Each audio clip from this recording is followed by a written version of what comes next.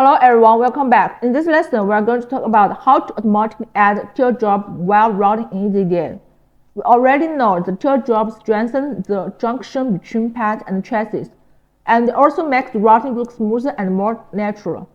Earlier, we covered how to generate teardrop manually. So a common question, can EasyEDA add teardrop automatically while we route? The answer is yes, and the setup is very simple. First, go to the top menu bar and open Settings. Select PCB footprint, and then choose General. This section contains many options related to routing behavior and preference. Next, scroll down the setting panel on the right until you find the route category. Here, you'll see the checkbox called Add Teardrop Automatically. Just check this option, and from that moment on,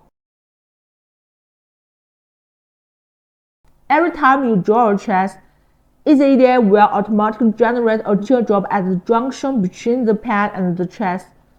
No manual work required.